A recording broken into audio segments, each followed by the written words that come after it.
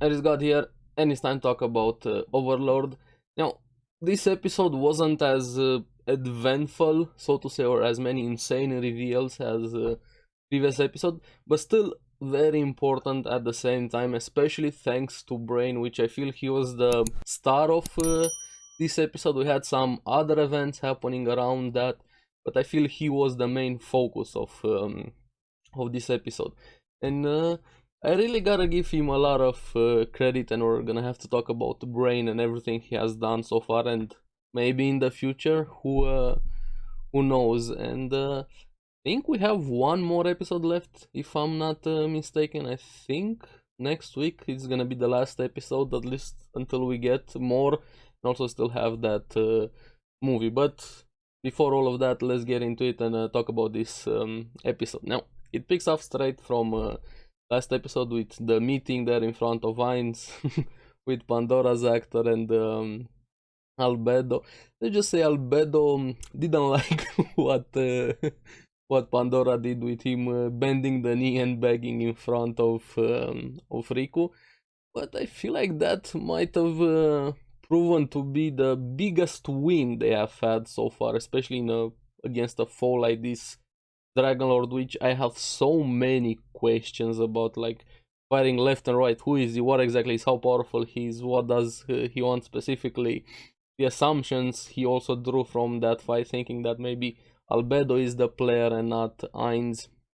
Mainly thanks to what Pandora did, and even Heinz being very pleased and praising Pandora, saying that that was a very well put trap, so to say. So yeah, Pandora might have done them the biggest favor ever, putting misconceptions about Heinz, not just to the Dragonlord and maybe to everybody else that was watching that fight, because we still don't know who else was watching. Maybe the Slain Theocracy, maybe another party.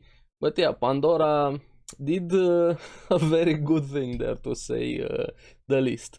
But they also have a lot of questions, same as me. Even Heinz very curious about the barrier with the world items, saying that Albedo was able to pass through it because she has a world item, getting information from Pandora about the HP drop every time Riku was using a skill. We have so many questions about it, like I mentioned previous video. Was the HP dropping of the armor suit, or was it the actual HP of the one behind that was controlling the suit, as in the Dragonlord? So still not fully sure how that manipulation, puppet mastery thing works. Again, a lot of questions surrounding the Dragonlord, and even proposing that they take another loss against Riku to gather more information. But this is where I liked it quite a lot, where the conversation headed, because, well, Heinz knows and has confirmation from himself also that others, NPCs and stuff like that, can be resurrected. But the big question is, can he? And what if the legends were also players that died, the legendary knights, the grid, whatever they were called, I'm sorry if I don't remember the name, but could of those have been players and they died? And if he actually dies, can he be resurrected? Does he only have one life? And things like that, bringing a very big question to the series. I don't think he has fully considered every ramification and every consequences of everything he has been through so far. He has been very overpowered, but I really like they introduced this Dragonlord, because it's finally putting some vulnerability, at least on Heinz and everybody around him. But I'm also curious, does this Dragonlord actually have the power to beat him? I'm leaning towards no, but hey, you never know. Maybe this is the one enemy that has a chance against Heinz. But let's be honest, probably not. Now, I can't wait to see more of him. Maybe next season. I don't think next episode we're gonna get a lot of Dragonlord time. Is probably just gonna be about the aftermath, the end of the capital. They're heading towards this episode.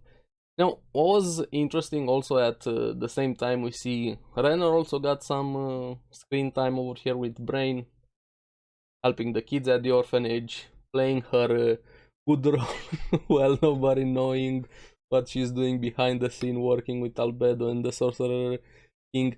I can't wait to see everybody's reaction when they realize what she has been doing so far. Or maybe they're just playing it along and she just swears loyalty after they get destroyed and nobody really knows that she was involved. Now my biggest thing, I still miss Zanak, especially after that episode. That was one of the best dinner table conversation we have had in an anime, especially in Overlord. But what I'm gonna miss the most is him not knowing what his sister actually did behind the scenes. But also, she has a meeting with the adventurers, with Lacus, Gargaran, Evil Eye, and the others. They're having a bigger plan, to say the least, playing along there with Lacus, pretending they're trying to give her more time to spend with the princess, but all the while, they're trying to gang up on her. Now, at first, I thought, was somebody shapeshifting as her and they realized that? Did they actually betray her fully? And this was a very convoluted plan for them to get a chance because she's that powerful in their own group, not compared to Ainz, of course. They had to attack her when she didn't have her magic items, get her by surprise, and a lot of attacks to finally allow Evil Eye to use Charm Person to take control over her. But all of this was just to save her, and especially save her from herself, because she would have been willing to stay behind with the capital until she was dying. Even they knew that they couldn't tell her, hey, we have to leave. She would have stayed behind without them, so this was their only solution to save her. Now, what I would like to see is her reaction after they release her from the mind control. She's probably gonna have a very big knee-jerk reaction, gonna snap at some of them, and that's gonna be interesting. Hopefully it happens next episode, because I'm very much looking forward to that scene with Lacus. And everybody was commenting how calm the princess were there. I don't know, are we ever gonna get the episode where everybody knows the true princess, not this goody two-shoe facade that she always puts on, especially Climb. Ooh, Climb, dude, that poor dude. I can't even put it into words. Whipped, controlled, manipulated, I don't know. Blind as fuck. Honestly, poor Climb. I think his world is gonna shatter when he realizes the true princess, what he has been holding a candle for all this time. Now, after they leave, even ask the princess if she wants to go with them. She refuses. Even Brain saying he wants to stay behind. But the comment that Evil Eye made, apparently they're going to this southwest country very far away, that fell, which could be something foreshadowing for the future. Who knows, but something to keep in mind. Now this is where Brain kind of takes the main focus of the episode, telling them he wants to challenge the Sorcerer King to a duel if he knows what he's doing and what he's going against. He was saying if he can reach him. That's a very big if, literally impossible to reach Ainz, but you're still willing to do it. Now I respect him for what he's trying to do, but also at the same time I really wish he would have listened to Gazef's wishes, even leaving the sword behind for it to be returned to the king. Now this is where let's just say Ainz is gonna get a sword probably, because Renner asks to play a bit with the sword from Climb. Of course he obliges, why wouldn't he? And I was a bit surprised that she was able to control it, or at least even lift it. Even Climb said, you're probably gonna get better than me if you actually train a bit. And she made a comment, this is probably the last time I'm ever gonna be able to wield a sword. Now, I'm curious, how exactly was she able to at least wield that sword? Is she behind just the two personalities she has? Is she also powerful? Or is that sword actually that easy to wield? I don't have. I'm still thinking about how she was able to wield that sword. But now the important thing besides that is that she is in the possession of the sword. So we know where that sword is gonna end up. with Albedon from her probably to Ainz. One of the things that can actually wound Ainz.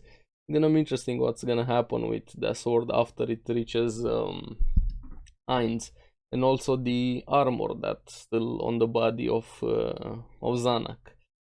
Ainz is probably gonna get everything he wants next episode. I'm curious where everything is gonna head, and I hope we're gonna get a season 5. We're gonna talk more about that in the last episode.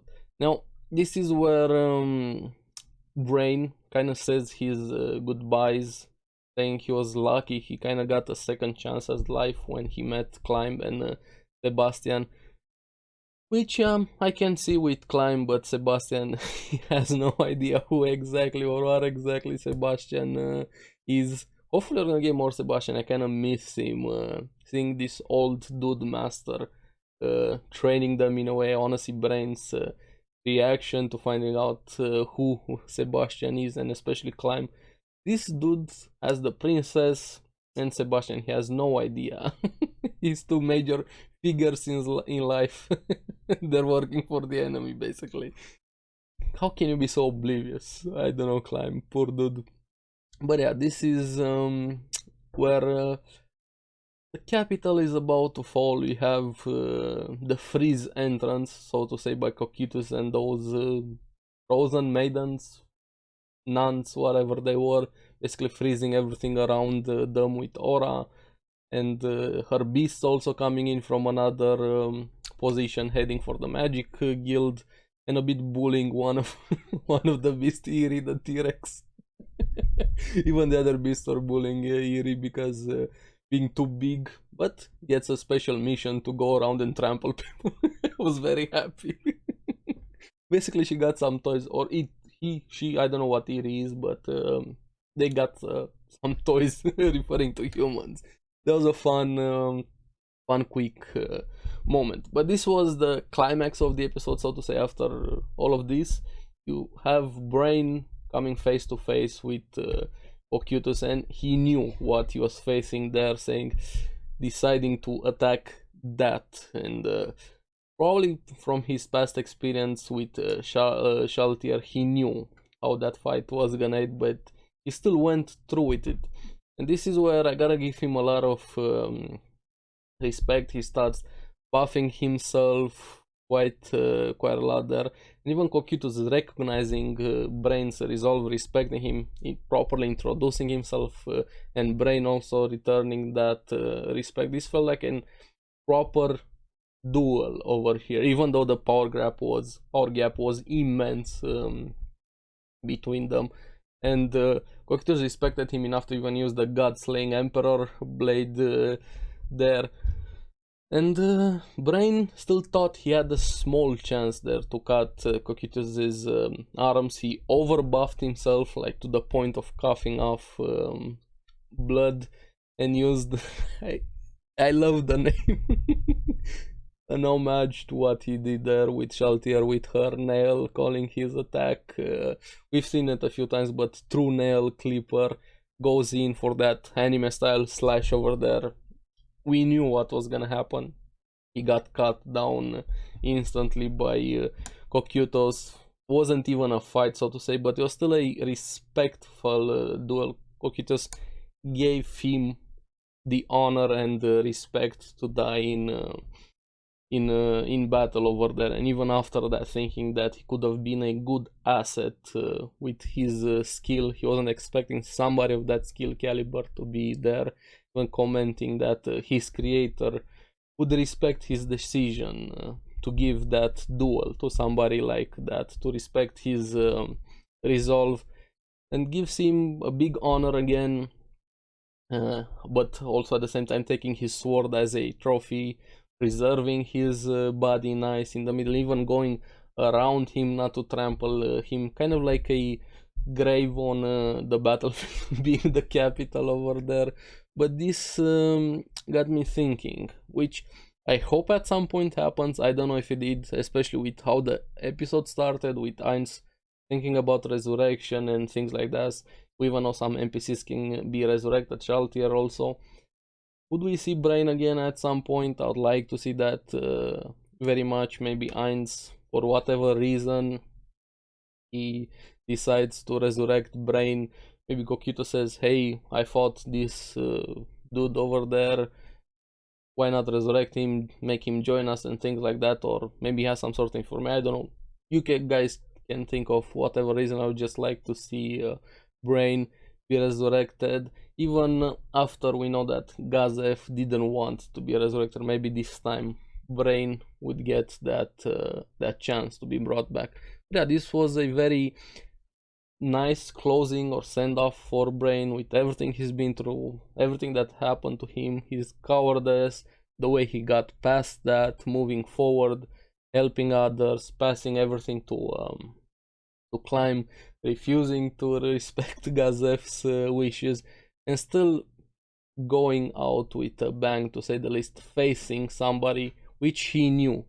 He probably knew he wasn't gonna win, but he got past that fear that was instilled in him by Shaltir. So yeah, very excited for next episode. This was a more calm down episode plot wise compared to previous one, and we have one more left. Now we're gonna talk a lot more about season 5, 6, 7, 8, whoever knows the movie after last episode. And like I said, that one is probably gonna be the fall of the capital, so we'll see how we're gonna get confirmation or more things like that. Now I'm curious what you guys thought about this episode, especially with what happened to Lacus, what her reaction is going to be to all of that, Ainz's questions about his own mortality, if that even is a thing, and Brain's fate. Let me know down in the comments below what you guys thought about the episode. As always, thank you very much for watching, it means a lot to me. You guys get the latest video, so remember to like and subscribe, helps me a lot. So I'll see you in the next one. Keep watching Overlord. Bye bye.